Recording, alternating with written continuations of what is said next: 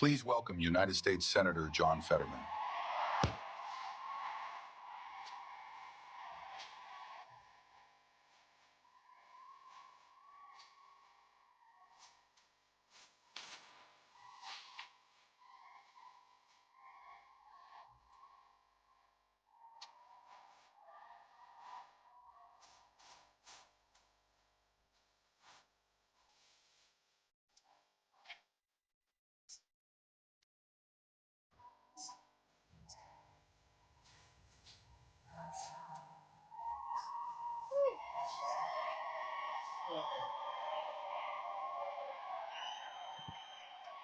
York County!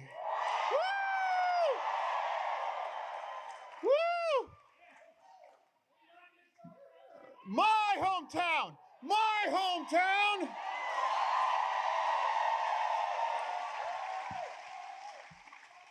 Hey, yo, class of 1987, Central York, I'm a Panther!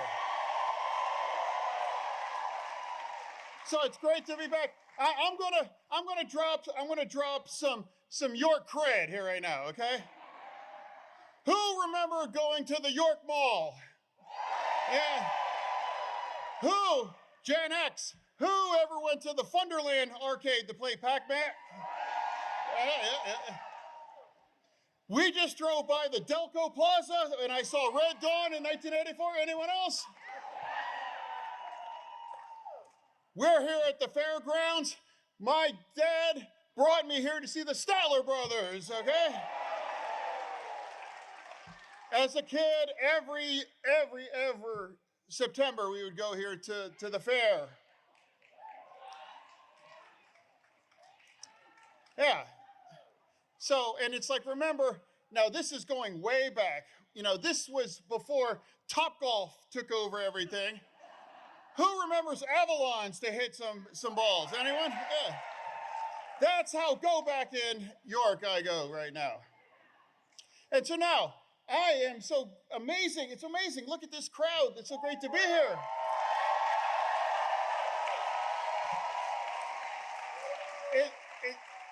It's such an honor to be here to welcome our next vice president right now.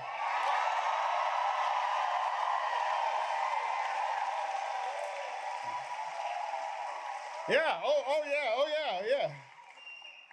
And, you know, now it's like, you know, he's, you know, Midwest nice, I know. But the other candidate for vice president,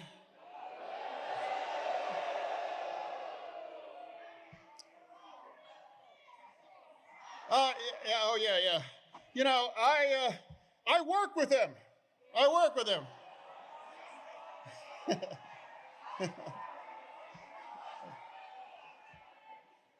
Yeah.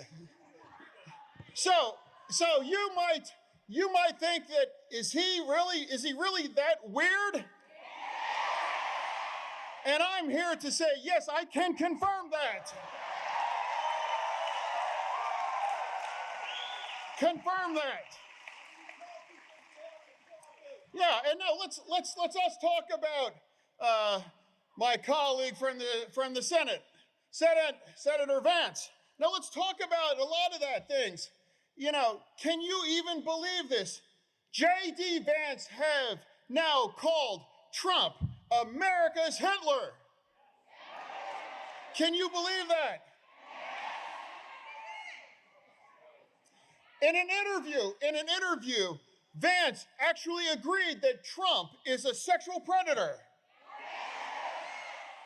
He doesn't want to talk about that.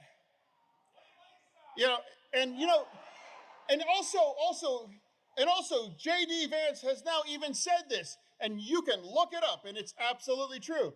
Vance actually said that I hate the police. Why? He doesn't want to talk about that. J.D. Vance said, I hate the police. You know, I thought we were supposed to be soft on crime. Crazy. And now, even back in 2020, Vance actually said that Trump failed to deliver He summed up the Trump presidency. Oh, there. How he ended up on his ticket, I don't understand that. I don't can somebody explain that? I can't.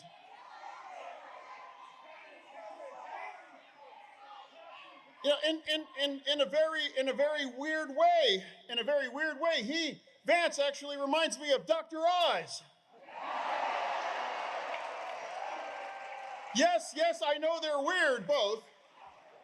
And of course, Dr. Oz is from New Jersey, and he's from Ohio. But what they can, the same is that they both used to be accomplished, regular people, and then they decided to sell their soul to be all about MAGA.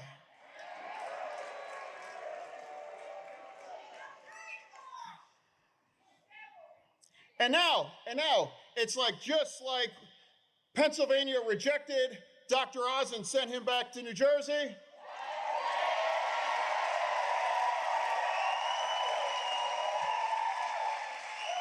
And I can't think that Pennsylvania is going to want somebody like J.D. Vance as the vice president on that. But now, we all realize we're 33 days out before the election. Pennsylvania picks the president. 100%, Pennsylvania. And now we're right now, and all of you are willing, to do the kind of work and to show up and to make sure that we deliver Pennsylvania.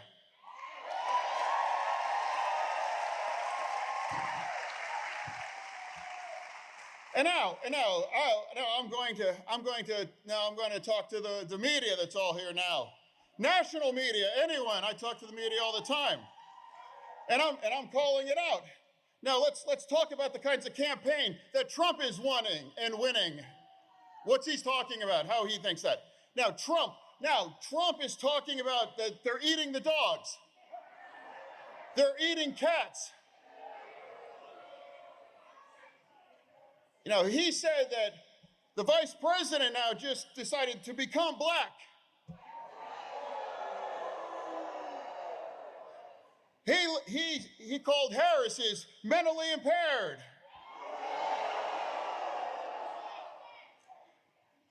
He's even said, I was in the audience when he said that if I lose this election, now you can blame the Jews on that. Now I'm challenging the media right now. I'm not going to pretend that this is a normal kinds of an election here right now. The vice president is talking about real issues and having reasonable things and have strong policies. And now, what's the other side? I challenge the media. I want the media to find the last logical, sane thing, decent thing, anything that Trump has said in this entire election. If you can find a clip on that. And if they can find that, I'll sit down and I'll watch it with you right now. But right now, it's an incredibly stark choice right now. And now, we now have 33 days to make sure that we pick the next president right here in Pennsylvania.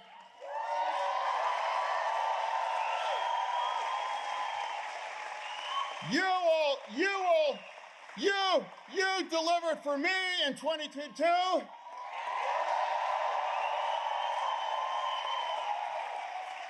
You delivered to Joe Biden in 20.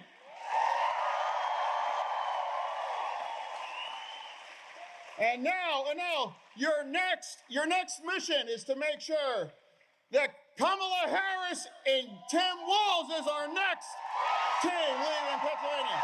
Thank you, York. Thank you. Thank you. Thank you.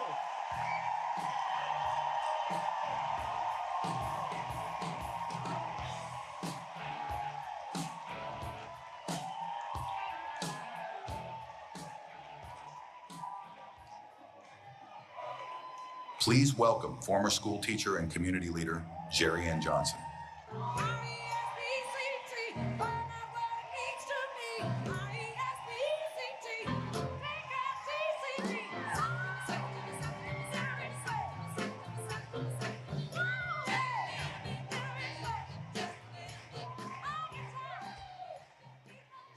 Hello there.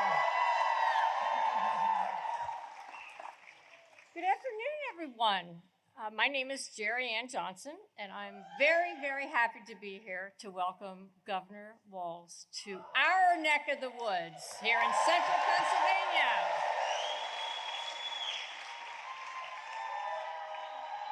We all know that there is so much at stake in this election, as evidenced by all of you here. From our freedoms to our democracy to our families' bottom lines, there's only one ticket that is fighting to take our country forward and that has common sense solutions to help people out. We need steady leaders who are ready and willing to work together to deliver for folks. Vice President Harris and Governor Walz are the only people in this race that will do that.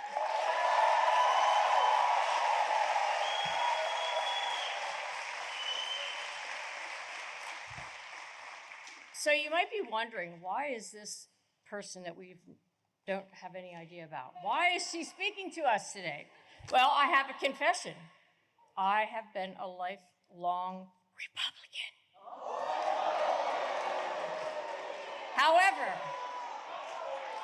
However, and I voted in my first presidential election in 1972, so that gives you an idea how old I am. But I have seen the light.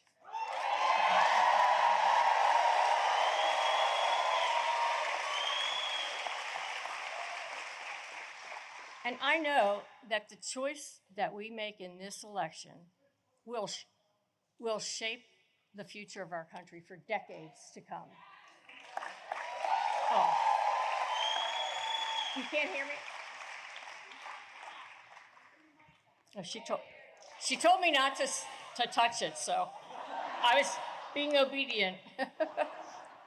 So all of us here in New York, we know that this is one of the most important counties in one of the most, if not the most important battleground state of this election.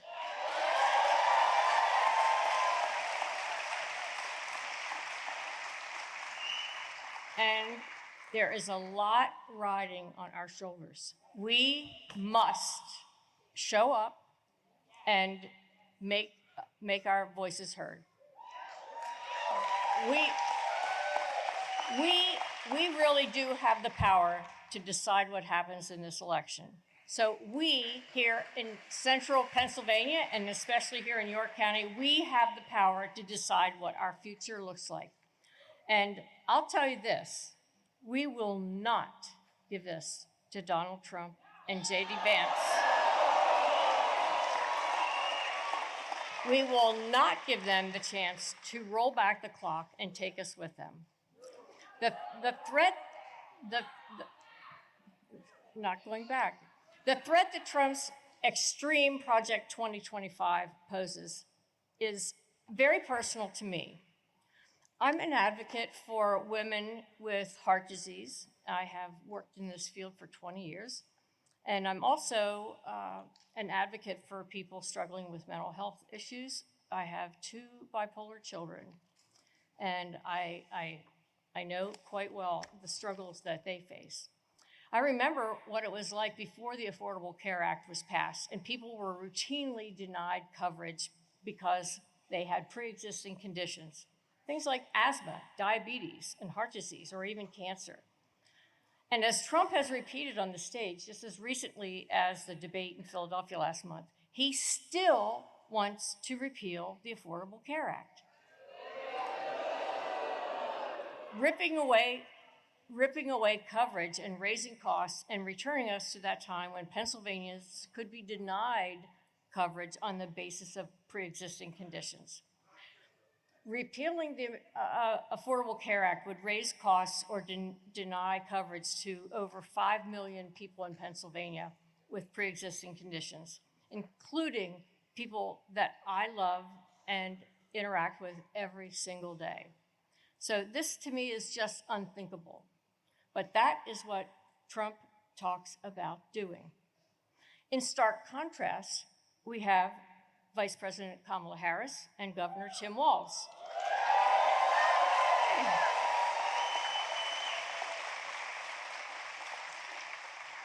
They are fighting to strengthen the Affordable Care Act and to lower health care costs.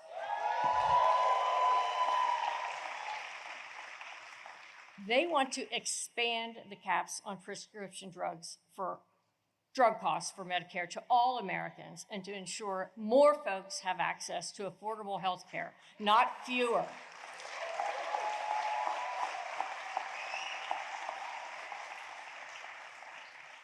And they will also stand up for the rule of law and defend democracy at home and abroad.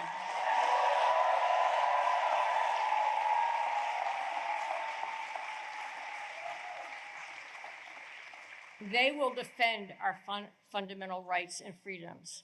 And these are the stakes that we all have brought here today. There's just so much riding on this. This is just one reason why I'm proudly casting my vote for Kamala Harris and Tim Walz this November.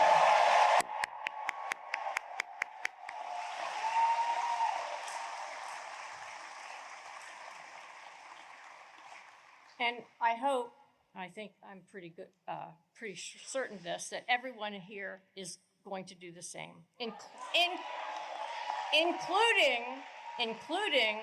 many, many registered Republicans here in the state, in the Commonwealth of Pennsylvania. Oh, I see you out there. Yes, yes. There are a lot of us out there, and we do have an actual formed coalition for Republicans for Harris and Walz, so I'm very proud to be part of that. So, in closing, I hope that everyone else who's listening that could possibly be on the fence, which I'm not sure how that is, but there are those people out there, and including some Republicans like me, although I'm trying to convince them all, will help me in not only voting for Vice President Harris and Governor Walz, but convincing those of your friends and family that might not be there yet. So it's now time to turn the page on the chaos of Trump and the division and elect real leaders who are going to fight for us.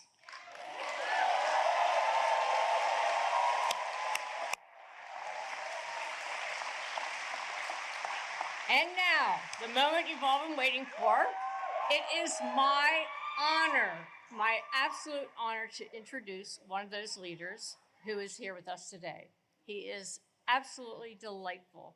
And here he comes, our next Vice President, Governor Tim Walz.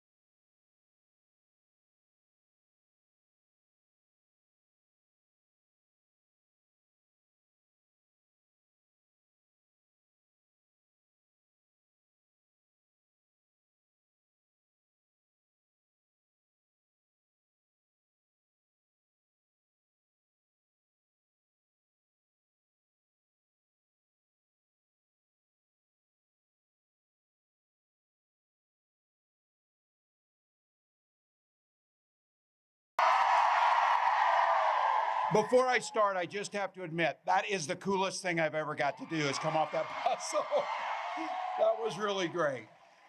Jerry Ann, thank you. Thank you for coming over to stand with folks who care about the democracy and understanding we can work together for the good of this country. So thank you. And anytime I can be around your Senator John Fetterman, it's a good day. So look, he's doing an incredible job, but I always say this back in Minnesota. He is the only guy in America that can dress down better than me. So I appreciate that. I follow his lead. Look, we got some work to do, but I've also had the privilege when I was in Congress to serve with one of the most honorable, effective senators. You got to send Bob Casey back to the Senate. So you've got to.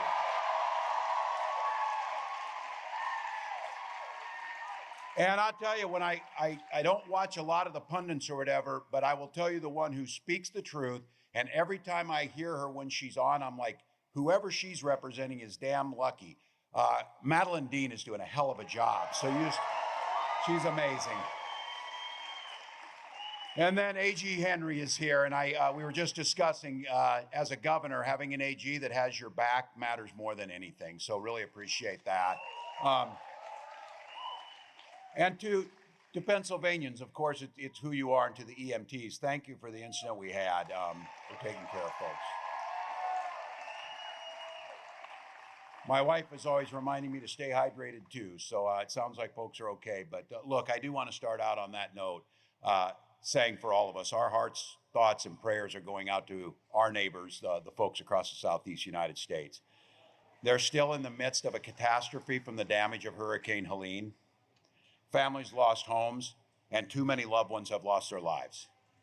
I know President Biden, Vice President Harris, my fellow governors and state and local officials of the impacted states working round the clock to help and protect their people. Vice President Harris was going to be here today. She's on the ground right now in Georgia, making sure folks are doing what they can do.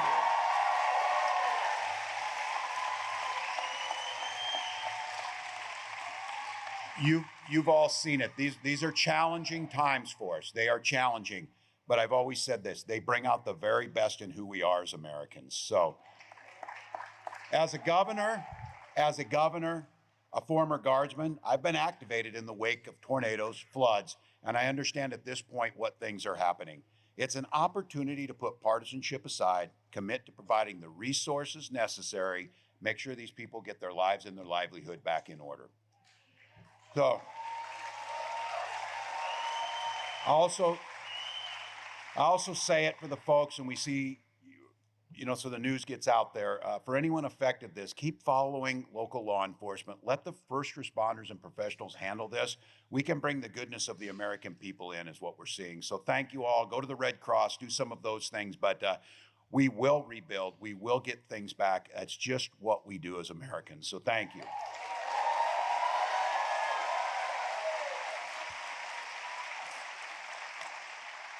So I know it was a beautiful Tuesday night. Anybody watch the debate last night? Look, not bad for a football coach, not bad. So you also saw something interesting. We had a civil but spirited debate. And I did not underestimate Senator Vance as a slick talker. He could.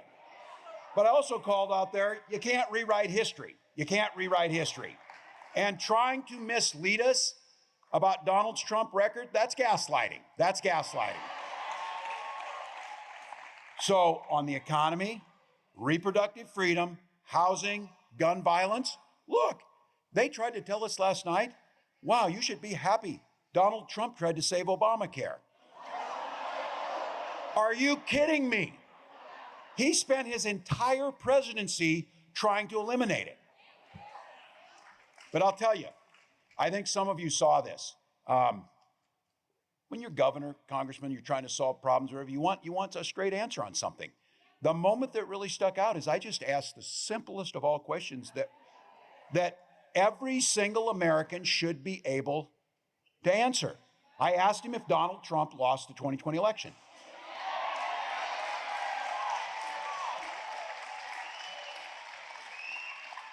He refused to answer.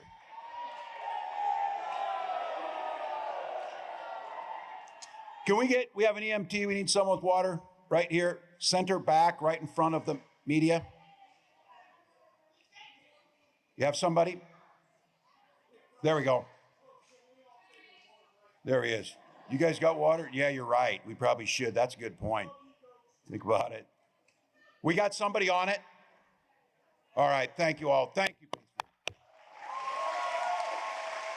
But look, I think you can feel the difference because what I was doing last night and the way I understand the job I'm asking the American people to entrust me with and to entrust Kamala Harris with, I was speaking to the American people last night. It felt, especially in that moment to me, that Senator Vance was speaking to an audience of one. Now look, there is a reason Mike Pence was not on that stage with me. And let me just say this. I served with Mike Pence in Congress. We disagreed on most issues. But in Congress and as a vice president, I never criticized Mike Pence's ethics and commitment to this country, and he made the decision for the Constitution. Mike Pence did his duty. He honored his oath, and he chose the Constitution over Donald Trump.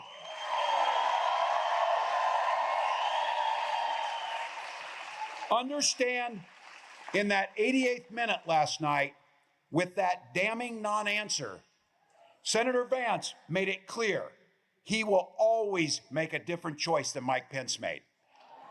And as I said then, and I will say now, that should be absolutely disqualifying if you're asking to be the Vice President of the United States.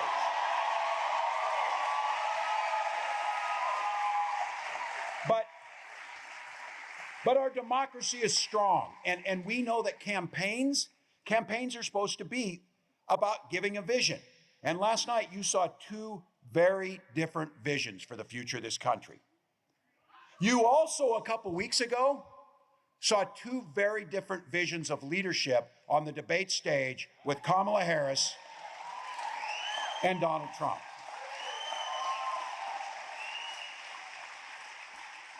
Presidents' words mean something. Presidents' words have consequences. When this nation is in some of the most difficult times, we turn and look for that leadership. In the heart of the Great Depression, at that first inaugural, Franklin Delano Roosevelt looked at Americans who were suffering and to reassure them and bring us together said, all we have to fear is fear itself. And it is a quote that echoes through history because it went to who we are. And what he was talking about was rallying together. When communism was on a spread, when the Russian Empire was spreading, Ronald Reagan stood there and said, Mr. Gorbachev, tear down that wall. And as Donald Trump and Kamala Harris sat on that stage, articulating a vision and showing what type of leadership they had, FDR made his quote, Gorbachev made his quote, Donald Trump yelled, they're eating dogs, they're eating cats. Now look, I'm with you. If this wasn't so damn serious, it would be funny. But character matters. Character matters.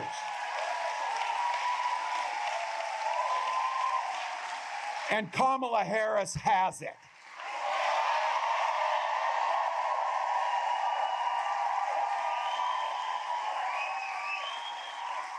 Her vision is about bringing us together and being a president for all Americans.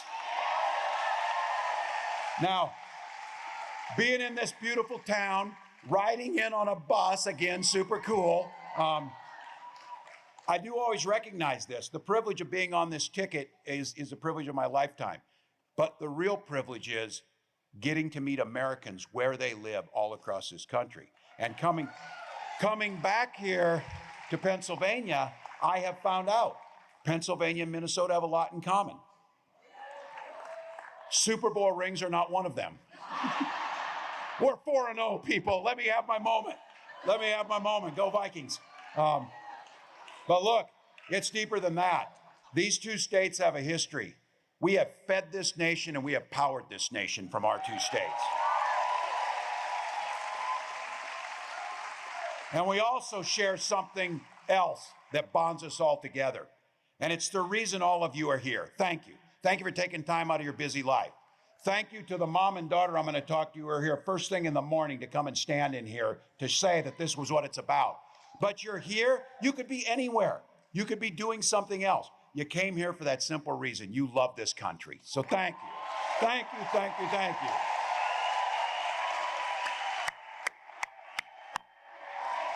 Thank you.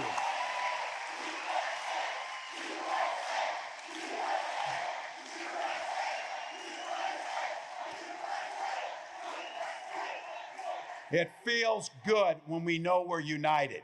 That's what this is about. Kamala Harris knows that. From her first day as a prosecutor to right now as vice president, Kamala Harris has only one client: the people. The people.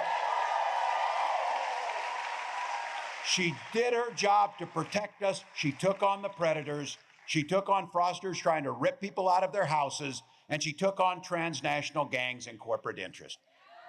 And the story that needs to be told, and you see it, she did it by reaching across the aisle to find solutions. That matters. It matters. Donald Trump says, I don't like people who don't like me. I got off a bus last time, I believe it was here in Pennsylvania, one of the first times off that bus, and there were supporters just like you. On the other side, there were supporters that weren't.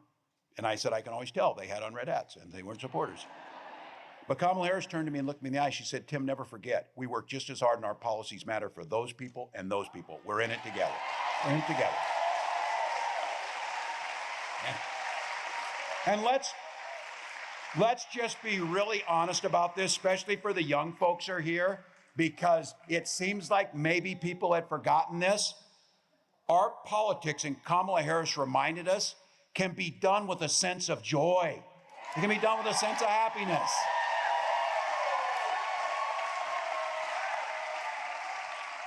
Look, I am proud to be the running mate with this incredible leader. For some of you might have heard it. I grew up in rural Nebraska around family farms, and I know Pennsylvanians do this too. When you're from a small town, there's a game we play. We try and out small town somebody else. So I tell them 400, and they're like, yeah, it's about the same. And then I say, I had 24 kids in my class, but it seemed like about 12 of them were cousins, so that's a little different. But I said what you learn in those towns, and this is what I don't think Donald Trump understands. You learn about the idea of taking care of one another. You understand that. You learn how to help each other. And I was looking around here on this. In my case, I learned how to tune up a 1979 International Harvester. So there you got that. So I'm glad it wasn't green over there. I'd have felt bad saying this. But look, you know your responsibility is to the common good. It's not about driving, and Kamala Harris says this often too. Leadership is not about who you can push down, it's who you can lift up. It's that simple. So I'll tell you, my neighbors, they saw me. They sent me to Congress, a pretty red district. I think they told me we had had one other Democrat since like 1892 in that district, but my constituents sent me there. So my job was to find a solution for them. Worked across the aisle to pass farm bills together to make a difference in people's lives. Worked and became the ranking member on Veterans Affairs, and we expanded veterans benefits. We made sure crop insurance, farm education, beginning farm and rancher, job training. Those are things that people are concerned about. That's the things people are sitting in your communities talking about. They're not sitting around talking about banning books. They're asking how to make childcare affordable. And they want an answer that's not just a bunch of things. They want answers. Those are the values that have animated the public service of myself and, of course, of Vice President Harris, too. And here's the thing. I think that's what you're here for. Those are the values we're taking to the White House. Those are the values.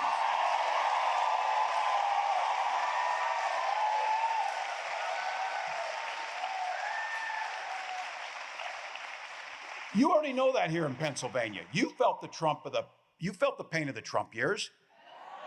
killed 275,000 jobs. Now we're hearing last night that he created all these jobs. You're like, where the hell are those jobs? I never saw them. Well, under Vice President Harris, Pennsylvania's created more than 500,000 jobs during this time. Look, Kamala grew up in that same middle-class family. She knows the economy works best when it's fair. Look, you folks out here know this, and I was trying to make the point last night. We talk about stopping price gouging, and they want to talk, oh, that's some type of communism or whatever. No, here's what I'm trying to understand is, our farmers are making about $4.30 a bushel of corn, but prices went up at the grocery stores, even though when they were getting more than that for corn, prices were lower. Somebody's taking a cut out of that. Somebody's making money out of that. So instead of, and Donald Trump says, instead of fixing that, the folks who are taking the money should just get a bigger tax cut. Well, that's not fair. I brought it up last night. I don't understand how our Republican neighbors wouldn't be really mad about this. How all of you pay your taxes, you know what they do. They pay for the firefighters, they pay for the police, they pay for the roads, they pay for the schools. People should, that's what it does. And they should be fair. They should be fair. How is it that he doesn't have to pay taxes 10 out of 15 years? That doesn't make sense. But you know what happens here is, we're talking about these prices and we're doing things. I saw a photo op of Donald Trump a few weeks ago, and he was in a grocery store. And he pulled out money to pay for a woman's grocery store. Look how generous he was on this. I would bet you any amount of money, that's the first time he's been in a grocery store since 1985. I guarantee you that. He never went into that grocery store. He doesn't actually know what the cost of those things are. But as the rest of the world saw, because of his botched handling of COVID and a global recession, Joe Biden and Kamala Harris had to work ourselves out of that hole. So let's remember, it was Donald Trump that started a trade war with China that his own people said he lost. Slashed income, put farmers into bankruptcy, and killed thousands of jobs because he thought it was a great idea. Then look, I was part of authoring. I was on the committee when we wrote farm bills. These things are bipartisan. There's a very important piece of that, crop insurance, making sure that our farmers don't go out. He tried to cut those programs. And then he tried to cut grants to rural communities affected by natural disasters, just like the stuff we're seeing in the Southeast. That's not how you handle your neighbors. That's not how you do things right. Trying to cut protections for small farmers against big corporations, that's unfair. And here's the thing, when it comes to farmers and ranchers and how they did under his leadership, his ag secretary said something, and I come from farm country, that is just stunning. And some of you in here, if you're associated with this, you know people, you know agriculture. These guys said, well, the trick is you get bigger or you get out. That's how you destroy family farms. That's how you get consolidation in agriculture, and that's how you end up making it easier that prices get fixed in the end. Diversification is better. Small towns know that. Look, I know this. We know where the votes are. We need to take our values and talk about those in areas that we know. We're not just looking for your vote. We believe the policies are going to improve your lives. We believe these things will help you. Kamala's laid out a plan, and she talks about an opportunity economy, one that reaches into farming and energy communities, just like this area of Pennsylvania where York's at, things that make a difference. You're hoping to buy a home someday? Let's make it easier by getting some down payment affordability and build those 3 million new homes. That child tax credit that can reduce childhood poverty by 1/3 lets you buy a crib or the car seat or the baby clothes. That's how you get it. If you're really talking about you're concerned about the children, put your money where your mouth is and help out on that. And again, if you're getting squeezed on grocery, prescription drugs, let's take on the price gougers in big pharma.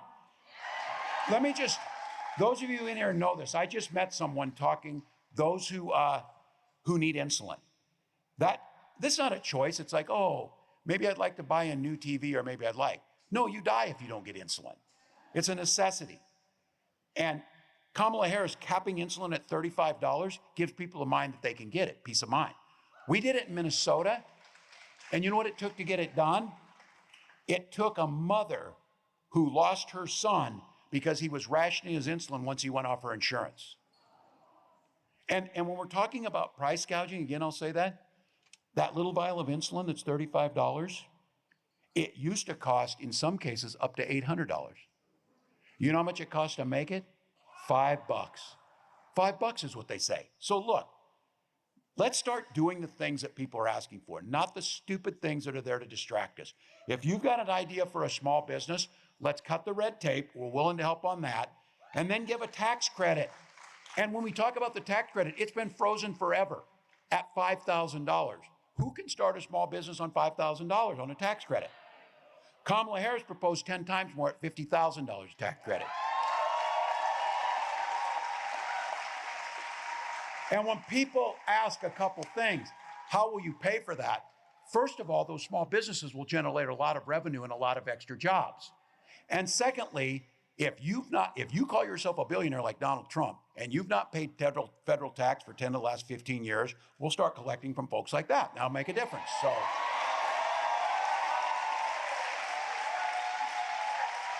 And in rural communities, start connecting through rural lenders so that we're keeping the money in communities for investments in those jobs in rural communities. If you live in the heartland and you want to start that small business, there's a program called Rural Partners Network that starts to make sure and expand that nationwide, that makes sure these communities can thrive.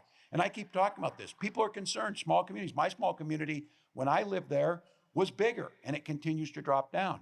We have speculators. You heard last night that it's immigrants.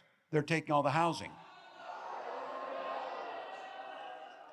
How are they getting a loan when we can't in some cases? But the question is, you don't ever question the speculators that buy them? That's what Kamala Harris is talking about, making it free, making sure that freedom is there and making sure that it's fair.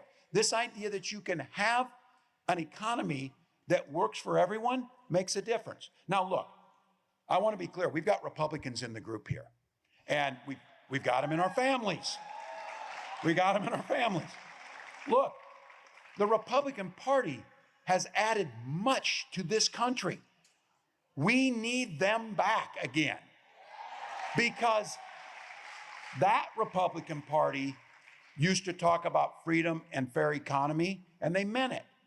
Turns out Donald Trump's people and their definition of freedom is freedom to invade your doctor's office, freedom to invade your bedroom. They're super concerned about all of our bedrooms. That's not normal. That is not normal. And again, I said this. Well, and again, it said, look, I don't like, as a teacher, I said this, that you should quit, calling people weird. I said, then quit doing weird things. And that's how that works. But with that being said, we're just simply asking this, and I said it. This is where the Republicans in the group, this is core to the Republican Party. The idea of making sure that government was there to provide the services that it should, build the roads, do the schools, provide public safety. A lot of old school Republicans just concerned it got into other things. That's a fair discussion. But the one core of that Republican Party was, and I say this often, I might not make the same choices you make in your life. I might not see it the same way. That's fine to have that difference. But the thing is, we respect those personal differences. Those are yours to make. Those are not me to make. You certainly don't want Donald Trump making them. So I started with the have a lot in common. I will guarantee you this isn't just a Minnesota phrase. Mind your own damn business. We'll get along better. We'll get along better.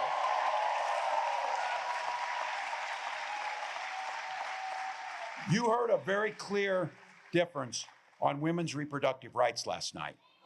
And this is not theoretical. When I talk about names in there, these are women that didn't want to have their names in public. They wanted to have their own personal health decisions be private, as they should be. But because of what they've done, they've pushed them into it because they can't get the care. And if you think they're stopping with just 20 state abortion bans, I talk about this, fertility treatments. And the reason I talk about it's personal. You've all done it. This thing, the families who know this, and again, a lot of these things you don't want to talk about because they are personal, but the hell of going through that, look, you're there, however you want to have your family, you decide you want to have children, and you can't, you want to be able to use the science that's there to be able to make that happen. So if you personally haven't gone through it, I guarantee you have somebody who has. And what I said last night was, if you don't know Amanda Zurowski, if you don't know a Hadley Duvall, the names have talked about these women who went through this. If Donald Trump's reelected, it's only a matter of time and all of us will know somebody like that. That's the issue. So for Gwen and I, took us years to have a child, but we had access to health care. We had access to fertility treatments. And because of that, some of you heard me say this, when we had our daughter, we named her Hope because it's a powerful word. Her and her brother Gus are our whole world. We talk about them often. But that's what, yeah. So, you know, and that's what this election is about too. But my wife, who's a very practical Midwest Lutheran English teacher, she often says, hope's the most powerful word in the universe, but it's not a plan. Folks, we got to have a plan to make sure that we win this thing. We got to have a plan to make sure we get it done. Because when Vice President Harris talks about freedom, she means your freedom to make your personal health decisions, choice about your families. And this is my appeal to Republicans. When did the Republican Party think it was okay for politicians to make personal choices about your life? That's not okay. And the freedom of our seniors to retire with dignity by strengthening Social Security. We didn't get to talk about it last night. I didn't get to talk about it much last night, but this is how they think about things. Donald Trump called Social Security a Ponzi scheme. And Senator Vance said it was the biggest roadblock to fiscal sanity. Look, if you've got $1 billion and you're not paying your taxes, I don't think you give a damn if the Social Security check comes or not. But if you're like my nearly 90-year-old mom, she depends on that check. It's really important. And we paid into that system. It doesn't add to the national debt. And we talked about it last night, and I will not apologize for being passionate about this, and I'm going to continue to talk about it. Freedom to send our kids to school without worrying they're going to be shot dead. That's it.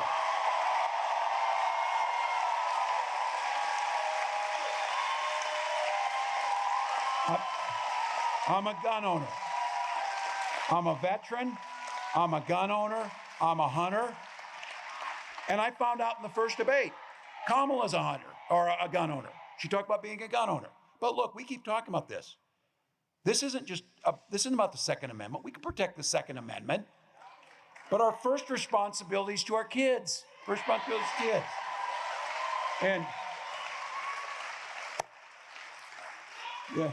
And the teachers. Yeah, as we said, after some of these mass shootings, Donald Trump and people said that Americans were traumatized, said we need to get over it. Senator Vance said it's a fact of life down in Georgia. 2 dead students, 2 teachers trying to protect their students dead, and told us that just a fact of life. Kamala Harris said it doesn't have to be. It does not have to be a fact of life. So look, you know it. This is my line. My Lutheran choir wife would tell me this. I know I'm preaching to the choir. I know you know this. The choir needs to sing. We cannot afford 4 years of Donald Trump. We cannot afford 4 years of Donald Trump.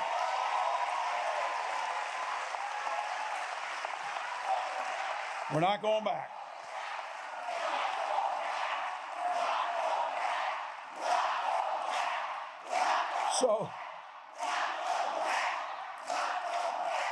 So last night, if you were watching that debate, just so you know, you have to agree on the rules, like 2 minutes, 2 minutes, 1 minute, 1 minute. Honest to goodness, and you heard it, Senator Vance clarified that. He said, when we agreed to this debate, we agreed there'd be no fact checking. He said it. He said it. We did agree to that. And, you know, they say that's meant to be. I would have spent my whole night saying, that's not true. That's not true. That's not true. But here's the thing. They helped us out with this because no matter what he said, we know what the playbook is. It's a little over 900 pages, and it's called Project 2025. They say, we don't know what that is. Well, really, Senator, you wrote the foreword to the architect, you know, the book. That might have something to do with it, but here's what I said. I know the surest thing. They printed this thing. They put it out there. It lists exactly what they're going to do. from pregnancy registers to gutting, Head Start, some of those things. But I said this, as the old football coach in me knows, if you're willing to make a playbook, you're going to run the plays. You're going to use the plays.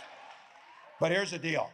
This is the power of the democracy. I think it's important to know what's out there, but that stuff doesn't inspire people. What inspires people is what we're going to do. And in this election, we have a chance to turn the page on those guys. Elect a new generation of leadership and chart the new way forward. All right, you know it. 34 days to go. Some counties, mail ballots have already been dropped. And don't forget here, October 21st, last day to register in Pennsylvania. Here's my pro tip to legislators in Pennsylvania. Do what we do in Minnesota. Get it to same-day registration. It shouldn't be hard to vote. Shouldn't be hard to vote. So here it is. This is our time. All gas, no brakes. And look at me, I'm trying to lead by example. We will sleep when we're dead because I'm not sleeping, so.